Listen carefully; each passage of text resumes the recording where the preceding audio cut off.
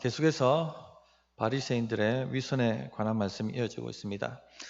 코로나 시대 안 그래도 우울하고 어둡고 답답한데 밝은 메시지가 아니라 계속 인간 재성을 다루는 메시지를 전하게 되어서 좀 우리 성도님들이 부담스러워 하시지 않을까 하는 생각이 듭니다. 사실 전하는 사람도 병이 낫고 귀신이 떠나가고 여리고가 점령되어지고 행하는 모든 일에 승리가 있고 이런 본문을 잡아서 설교하는 것이 참 전하는 사람도 은혜가 되죠. 말씀도 잘 풀리고 신바람도 나고 아무리 설교를 못해도 일루타는 치거든요. 이런 본문은 아무리 설교를 못해도 일루타를 치는 본문들이죠. 여호수아 말씀 같은 경우 막 승리의 말씀이지 않습니까? 행한 데마다 막 촉촉촉 앞서 나가고. 근데 이사야 말씀 처음부터 끝까지 죄입니다. 이런 말씀들을 전하려고 하면 상당히 어렵습니다. 단어 한 단어, 예화 하나에 따라서 성도들이 은혜를 받는 게 아니라 시험 줄 수도 있고 또 정죄감을 느낄 수도 있습니다. 그런데 우리 성도님들 이 말씀을 전할 수 있어야 하고 또 받는 자도 이 말씀을 소화시킬 수 있어야 합니다. 그래야 성장하죠. 우리가 아이들한테 밥을 먹여볼 때 좋아하는 반찬만 자꾸 만들어서 주면 또 그 좋아하는 반찬만 아이가 먹으면 영양실조에 걸리지 않습니까? 하나님의 말씀도 마찬가지입니다. 다 누구나 좋아하는 말씀들이 있습니다. 근데 그 말씀만 자꾸 좋다고 전하게 되면 영적 불균형을 경험하게 됩니다. 그래서 하나님의 말씀을 이 말씀을 하시든지 저 말씀을 하시든지 모든 말씀을 골고루 받아서 소화할 수 있어야 합니다. 특히 죄성에 관한 말씀 거부감이 일어날 수 있습니다. 또 저 말씀 하시네. 오늘도 정죄하시나 치시나. 이런 거부감이 본능적으로 우리 안에 올라올 수가 있습니다. 저도 그렇습니다. 이재철 목사님 세미나 갔을 때 목사의 위선과 목사 안에 있는 죄성에 대한 얘기를 그렇게 강하게 안 하셨는데도 본능적으로 먼저 일어나는 마음이 거부감입니다. 이런 거부감이 들 때 더 주의하셔야 됩니다. 하나님, 저의 마음을 살피소서. 이렇게 나가서 우리 죄성을 죽여놓아야 됩니다. 그럴 때 오히려 성령 충만함을 잊게 되고 새로운 하나님 역사가 나타나는 것입니다. 오늘도 바리새인의 위선에 관한 말씀을 드리려고 합니다. 그리고 그 다음에 나눌 말씀이 성령 모독죄입니다. 잘 받으시길 부탁드립니다. 오늘 주제는 위선의 전염성 그리고 그 처방책에 관한 내용입니다. 첫째, 위선은 누룩과 같습니다. 1절을 보시면 그동안에 무리 수만 명이 모여 서로 밟힐 만큼 되었더니 예수께서 먼저 제자들에게 말씀하여 이르시되 바리새인들의 누룩 곧 외식을 주의하라. 예수님께서 바리새인의 외식, 위선이죠. 겉으로는 하나님을 예배하고 경배하고 의지하는 척하지만 마음은 완전히 멀어져 있는 것입니다. 이것을 누룩에 비유하시면서 바리새인들의 누룩을 주의하라 말씀하셨습니다. 누룩은 뭐 다 아시는 것처럼 이스트를 말하지 않습니까? 빵 반죽을 만들어서 누룩 조그만 덩이를 그 빵반죽 안에 집어넣고 따뜻한 곳에 두면 서서히 이 누룩이 퍼져서 다음 날이 되면 온 빵반죽에 누룩균이 퍼져서 빵을 반죽을 부풀게 만든다는 것 우리가 잘 알고 있지 않습니까? 이 위선이라는 것이 이와 같다는 것입니다. 위선은 이 조그만 위선이라도 서서히 우리가 알지 못하는 사이에 우리 온 인생에 영향력을 미칠 뿐만 아니라 망쳐놓습니다. 또한 우리가 사랑하는 가정과 또 우리가 사랑하는 교회 공동체와 나아가서는 사회까지 타락시켜 버리고 맙니다. 앞세대가 하나님을 경배하고 예배하고 어떤 상황과 환경 속에서도 희망을 잃지 않고 하나님을 바라보는 모습을 다음 세대에게 보여주면 이 선한 것도 영향력을 발휘하거든요. 다음 세대가 배웁니다. 어떤 상황 속에서도 원망불평하지 않고 희망을 말하고 하나님을 의지하고 그렇게 배워가는 것이죠.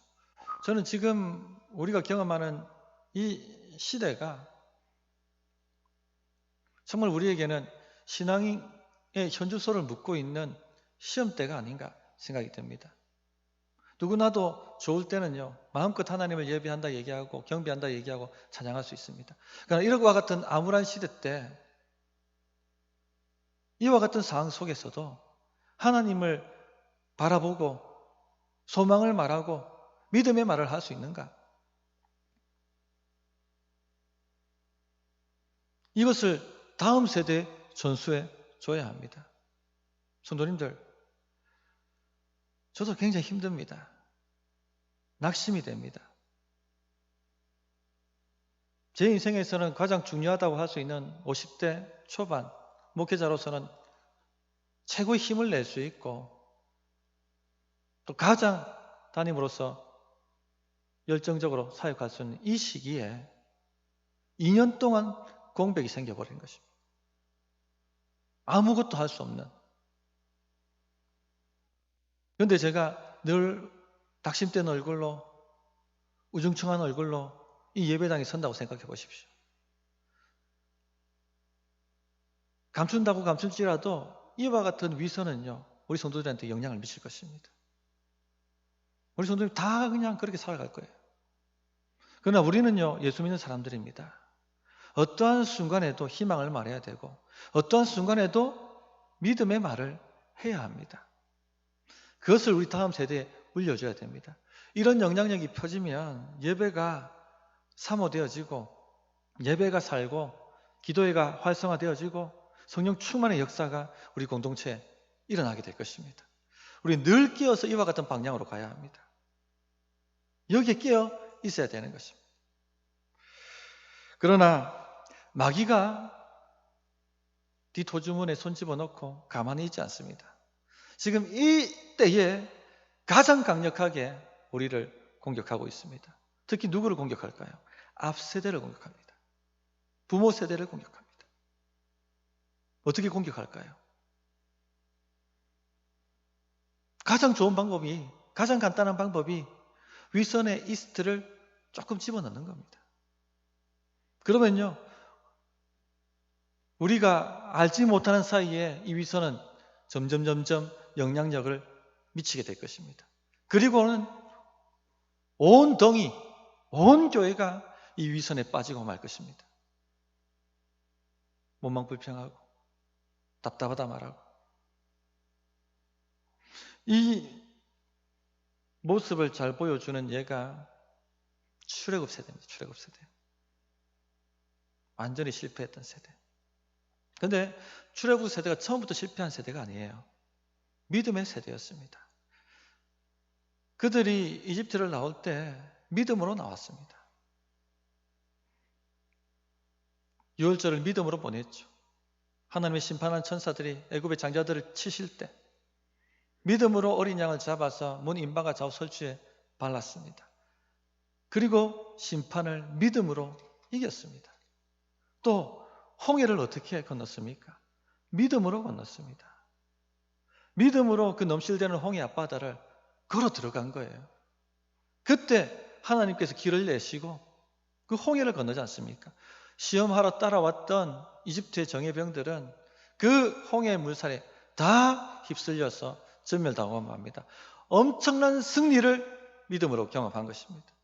미리암이 찬양대를 조직해서 소고를 들고 북을 치며 하나님, 위대하신 하나님을 얼마나 경배하고 찬양했습니까? 목 놓아 소리 높여. 하나님, 위대하신 하나님, 누가 우리를 대적하리요? 우리 하나님이 나와 함께 하시는데 우리가 못할 일이 뭐가 있겠느냐? 그렇게 하늘을 찌르듯이 하나님을 경배했습니다. 자, 그런데 길이 조금 어려워지기 시작했습니다. 상황과 환경이 좀 어려워지기 시작했습니다. 지금 우리가 경험하는 시대죠. 이때 마귀가 탁 하고 공격해 들어옵니다. 위선의 이스트를, 위선의 누룩을 집어넣는 것이죠. 그렇게 큰 승리를 경험했던 이 1세대가 원망불평하기 시작합니다. 밖에서는 여전히 하나님을 경배하고 여전히 하나님을 의지하고 있는 것처럼 행동했지만 집에 들어오면 원망과 불평하기 시작했던 것입니다. 습관화되기 시작했던 것이죠. 그것이 점점 퍼져가기 시작했습니다. 그래서 어려운 일만 생기면은 원망과 불평이 조건 반사처럼 나오기 시작하는 겁니다. 기도하면 하나님께서 반석에 물을 내어주셨어요. 아무리 어려운 상황이라 할지라도. 기도하면 하나님께서 만나와 메추라기를 내려주셨습니다. 아무리 어려운 상황이라 할지라도. 그런데 아무도 이 위선의 누룩이 퍼져가고 있다는 것을 깨닫지 못했습니다. 결국은 어디서 터집니까? 이게 터지게 터지거든요. 가데스 바네아에서 터집니다. 가데스 바네아가 어디입니까? 약속의 땅을 바로 코앞에 둔 곳이죠. 믿음으로 한 발만 내디디면 이 약속의 땅이 이제 우리 것이 되는 것입니다. 홍해를 믿음으로 건넜던 그 믿음을 가지고 한 발만 내디디면 이 약속의 땅이 드디어 우리 것이 되는 것입니다. 그런데 완전히 위선의 곰팡이에, 위선의 누룩에 영향을 받았어. 그 결정적인 순간에 원망, 불평하고 불신의 말을 내뱉고 여기서 우리가 죽는구나. 우리를 죽이려고 여기 데리고 왔는가. 모세를 돌로 치려 하고 불신에 빠져들어 버리게 된 것입니다. 이렇게 1세대가 실패했죠. 그리고 난 다음 40년이 흘러갔습니다. 1세대가 다 죽고 다음 세대 2세대가 들어서게 되었죠. 그럼 2세대는 어떻게 살았느냐? 이 부모 세대가 실패한 것을 보았음에도 불구하고 2세대도요 그대로 따라합니다. 민수기 20장에 보면 이 2세대가 부모가 실패했던 가데스 바네아에 다시 38년 후에 집결합니다. 약속의 땅에 들어가기 위해서. 그런데 그 가기 전에 이 무리바라는 곳에 당도하게 됩니다. 잘 아시겠지만 출애굽기 17장에 출애굽기 1세대도 이 무리바 물가에 왔었죠. 그때도 그들이 물이 없다고 원망 불평하며 모세를 대적했더랬습니다.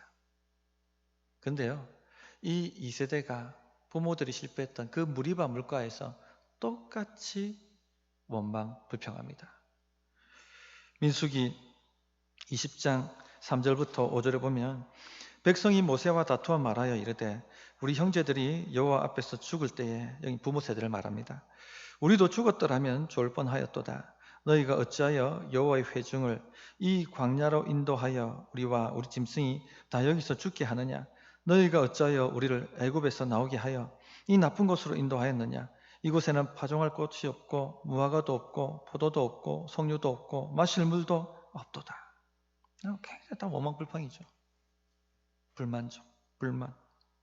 근데 이 말씀을 읽을 때 저는 깜짝 놀랐습니다. 부모 세대가 했던 말하고요 똑같아요. 어떻게 이렇게 같을 수 있을까? 위선의 누룩이 알지 못하는 사이에 부지부식간에 다음 세대까지 퍼져버린 것입니다. 겉으로는 하나님을 예배하고 믿음으로 그 땅을 취하려고 하는 것처럼 보이지만 안으로는 불신과 원망과 불평이 가득한 것이죠. 이 위선의 누룩은요, 이스라엘 전체 역사를 보면 이스라엘 온 백성에게 퍼져갔다는 것을 알 수가 있습니다. 마지막 남유다가 바벨론에 멸망당할 때 하나님께서 형식만 남고 껍데기만 남은 이스라엘 신앙을 책망하십니다. 그것이 바로 이사야 29장 13절 말씀입니다. 주께서 이르시되 이 백성이 입으로는 나를 가까이하며 입술로는 나를 공경하나 그들의 마음은 내게서 멀리 떠났나니 그들이 나를 경외함은 사람의 계명으로 가르침을 받았을 뿐이라. 입술로는 나를 공경하나 그들의 마음은 내게서 떠났다. 즉 겉과 속이 완전히 다른 신앙생활을 한다는 것이죠. 그들이 나를 경외함은 사람의 계명을 배웠을 뿐이다. 완전히 신앙 고백과 삶이 다른 삶을 살고 있다는 것이죠. 이처럼 위선은요, 우리가 알지 못하는 사이에 퍼집니다. 다음 세대를 넘어 그 다음 세대까지, 그리고 온 이스라엘 백성들에게까지 그렇게 퍼져서 완전히 망쳐놓고 마는 것입니다. 성도님들, 우리가 때때로 멈추어 서서 우리 마음을 살필 줄 알아야 됩니다. 우리 안에 이런 형식적인 신앙의 모습은 없는지, 특히 지금 이 시기에 나는 지금 이와 같은 상황 속에서도 하나님을 경배하고 예배하며 하나님이 길을 여신다라고 말하고 있는가? 아니면은 원망과 불평을 쏟아내고 있는가? 하는 것을 한번 점검해 보십시오. 지금 하나님께서 우리에게 너무나도 좋은 기회를 주신 것입니다. 우리가 외연으로 지금 뭔가를 펼칠 때가 아니라 우리 내면 깊숙이 들어가서 우리 내면이 어떻게 되어 있는지를 점검하는 시간을 가지라고 주신 것입니다. 그래서 우리 마음이 지금 어떤 상태인지, 우리 신앙이 어떤 상태인지를 깊이 우리 내면에 들어가서 주님의 말씀의 메시지를 가지고 깊이 우리 내면에 들어가서 우리 마음을 살필 줄 아는 믿음의 용기가 필요합니다. 두 번째, 위선의 누룩을 방지하는 방법입니다. 그런데 이것이 쉽지가 않습니다. 만만치가 않습니다. 지금 우리 시대를 보십시오. 우리 주변을 보십시오. TV만 틀면 정치인들의 위선이 보고 싶지 않아도 물 쏟아지듯이 쏟아져 나옵니다. 내로남불하고 행동과 말이 다르고 공적인 삶과 사적인 삶이 다르고 그런 것이 막 드러나죠. 유명한 사람들, 유명인들의 공적 삶과 또 사적 삶이 다르다는 것도 터져 나옵니다. 지금 보궐선거하는 것도 다 그와 같은 것이지 않습니까? 뿐만 아니라 믿음의 모델이 되어야 될 목회자의 추문도 잊을만 하면 전국적으로 터져 나오고 있습니다. 완전히 위선의 바다죠. 위선의 바다.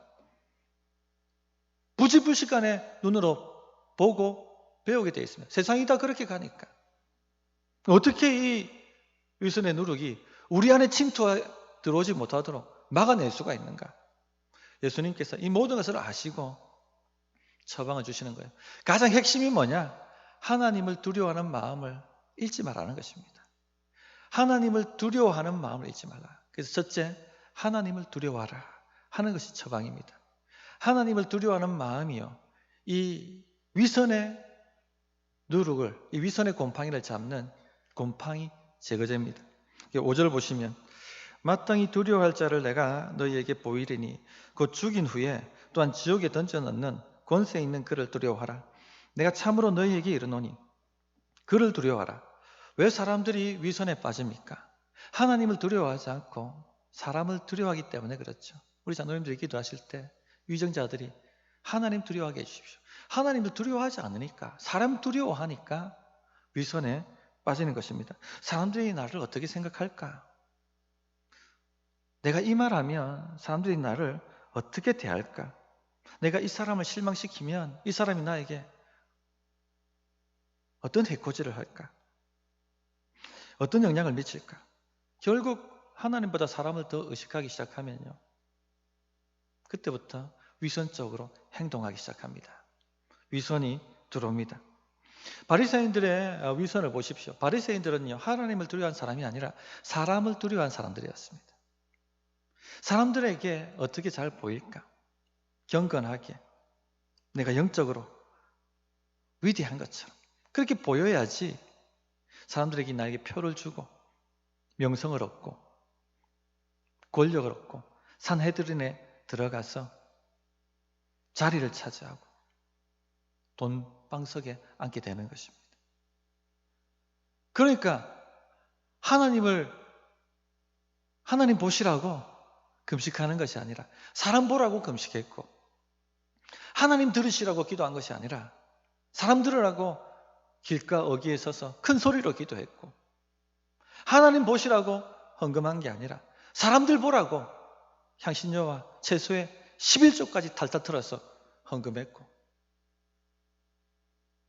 하나님 보시라고 한 것이 아니라 사람 보라고 옷을 경건하게 꾸미고 옷을 길게 만들고 경문을 머리와 허리에 두르고 나는 이만큼 경건하다, 그렇게 행동을 했었던 것입니다. 그들은 마땅히 두려워해야 할 자를 두려워하지 않았습니다. 위선이 들어오는 것입니다. 사람들의 평가, 사람들의 인정 너무 의식하지 마십시오. 그러면요, 위선자가 될 가능성이 많습니다. 성도님들 기억하십시오. 마땅히 두려워할 자를 두려워하셔야 됩니다. 사람은요, 우리가 두려워할 존재가 아닙니다. 마땅히 두려워할 자를 두려워하지 않게 되면, 하나님을 두려워하는 마음을 잃게 되면요, 아무리 신실한 사람이라도 위선에 물들게 된다 하는 것을 갈라디아서 2장 베드로 위선에서 우리가 발견할 수 있습니다. 사도 바울이 공개적으로 갈라디아 교인들 앞에서 베드로를 책망했죠. 위선한다고. 예루살렘에서 온 사람들 때문에 이방인 교인들하고 식탁 교제를 나눴던 베드로가 어느 날부터 이방인 교인들하고 식탁 교제를 끊고 물러가는 것입니다.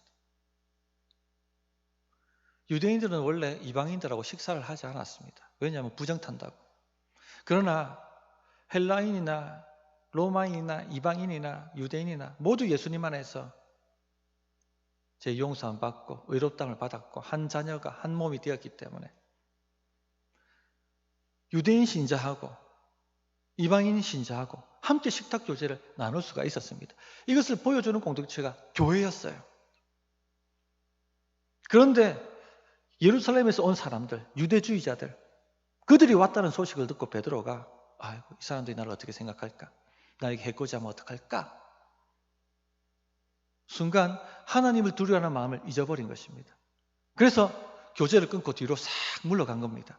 이 모습을 보았던 바나바도 물들어서 베드로와 함께 물러가게 되었고, 또 수많은 유대인 교인들도 베드로 따라서 그렇게 교제를 끊고 물러간 것입니다.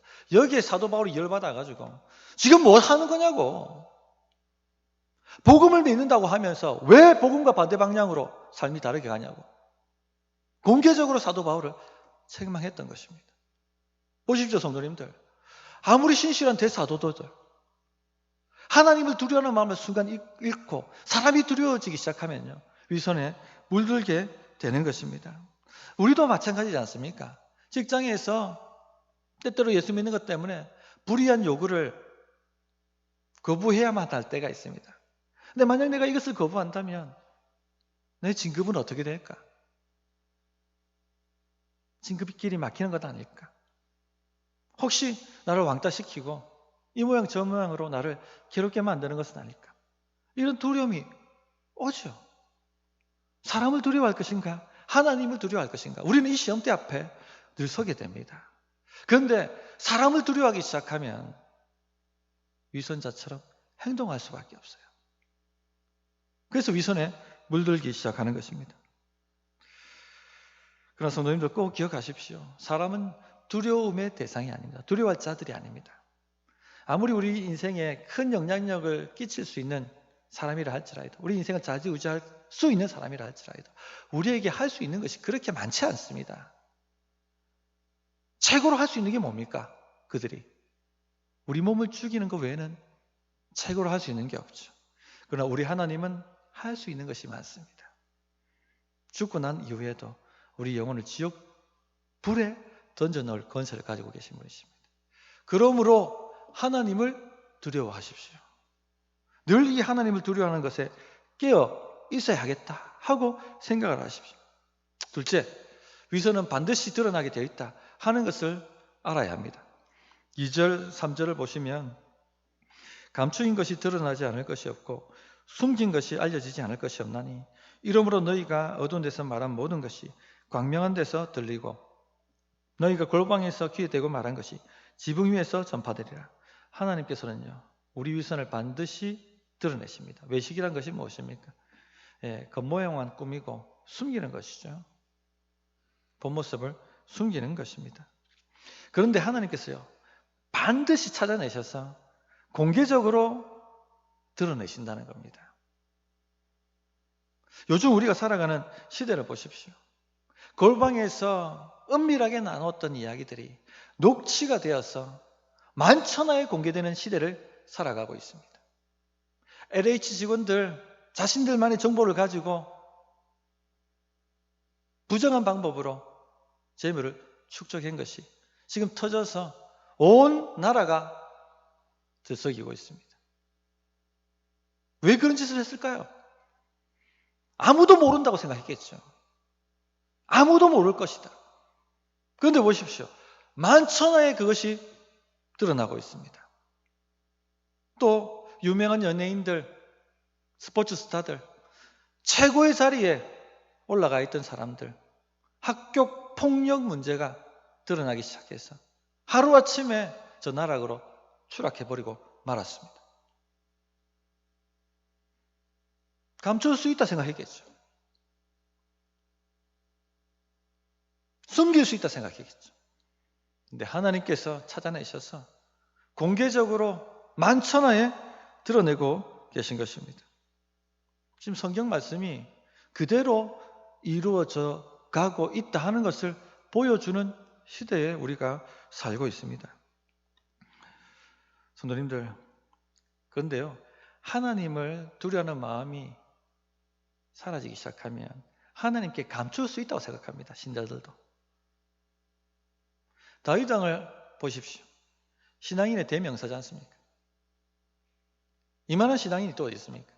청소년 시대 때 이스라엘 하나님을 모욕하는 골리앗 믿음으로 물맷도 던져서 잡은 사람입니다.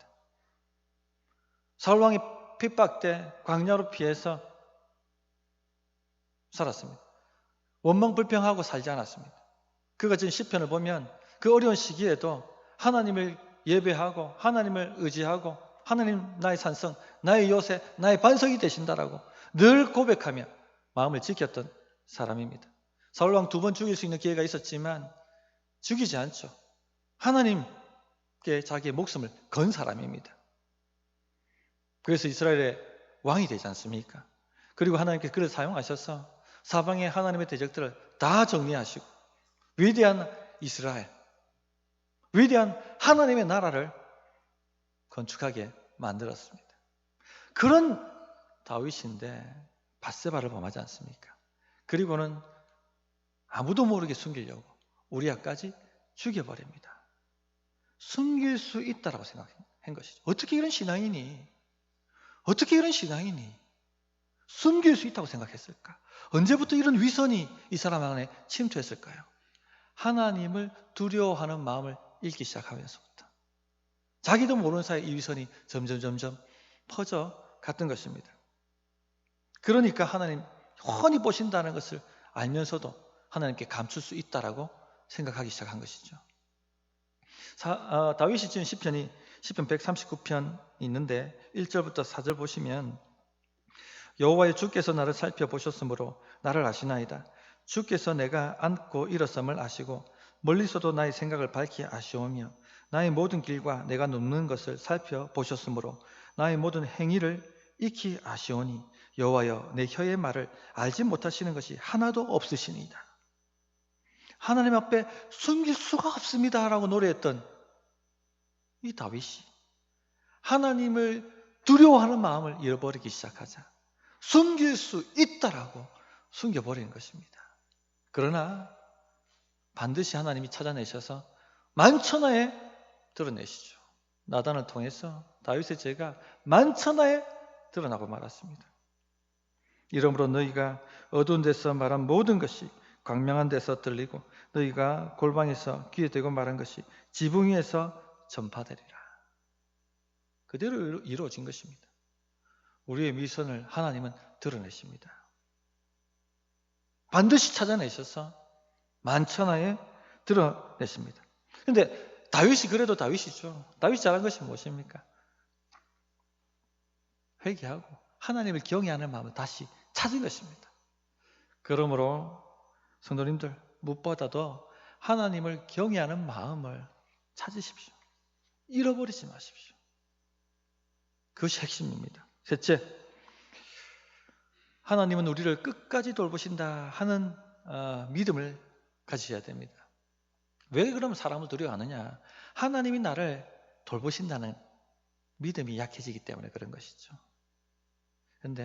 그래서 하나님께서 끝까지 우리를 하나님 책임지시고 돌보신다는 것을 마지막으로 말씀해 주시는 것입니다. 6절 보시면 참새 5마리가 두 아사리온에 팔리는 것이 아니냐. 그러나 하나님 앞에는 그 하나도 잊어버리시는 바 되지 아니하는도다. 아사리온은 한 데나리온의 16분의 1입니다. 한 데나리온은 우리 성도님들 아시듯이 하루 품삯입니다. 오늘 최저임금으로 쳐서 하면은 한 8만 원 정도 안 되겠습니까?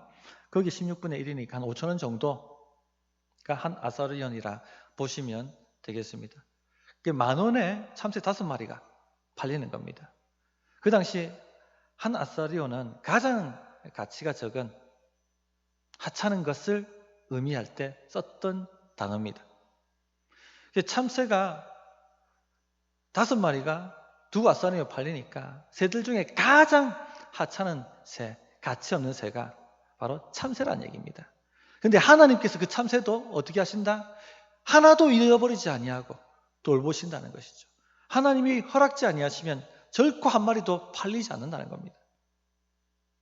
책임지신다는 거죠. 하물며 하나님의 백성, 핏값 주고 사신 하나님의 백성을 돌보시지 않겠느냐 하고 하나님께서 말씀하시는 것입니다. 7절에 너희에게는 심지어 머리털까지도 다 세신 바 되었나니 두려워하지 말라. 너희는 많은 참새보다 더 귀하니라.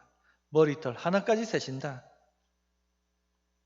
이것은 우리의 세세한 부분까지도 하나님께서 간섭하시고 이끄시고 돌보시고 계시다 하는 말씀입니다. 우리 눈에 보이지 않고 우리 손에 잡히지 않습니다. 이 어두운 시절에, 이 답답한 시절에 하나님께서 지금 내 길을 인도하고 계신지, 내 문제에 간섭하고 계신지, 이 하나님에 대한 믿음을 잃어버리기 시작하면요, 신앙 따로 삶 따로 위선에 빠지게 되어 있습니다. 겉으로는 예배하고 있고 겉으로는 하나님을 믿는다라고 말하지만 자기 방식대로 살아가게 되고 걱정과 염려에 쌓여서 조급하게 그렇게 살아가는 모습 보여줄 수밖에 없습니다. 그러므로 지금도 하나님께서 나를 세심하게 간섭하고 계시다 하는 믿음을 가지시고 모든 것을 하나님께 의탁하는 그런 결단이 있었으면 좋겠습니다. 말씀을 정리합니다. 위선은요, 누룩같이 퍼집니다. 우리가 모르는 사이에 서서히 우리 온 인생에 영향력을 미치고 우리 모든 우리가 사랑하는 가정과 우리 교회 공동체 또 나아가서는 이 사회에 영향을 미치게 됩니다. 그래서 이 곰팡이, 이 누룩균을 보이는 족족 제거해야 됩니다. 그 제거하는 방법이 뭡니까? 첫째, 하나님을 경외하는 마음을 잃지 않는 것입니다. 하나님 두려워하는 것입니다. 둘째, 위선은 반드시 드러난다 하는 것을 아는 것이죠.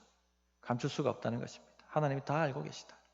셋째, 하나님께서 우리 머리털까지 간섭하고 계시다 하는 믿음으로 무장하는 것입니다. 우리 성도님들, 이와 같은 믿음으로 무장하셔서 승리하시는 한 주간의 삶을 살아가시기를 기원합니다. 어떻게 응답해야 될지 1분간 기도하도록 하겠습니다.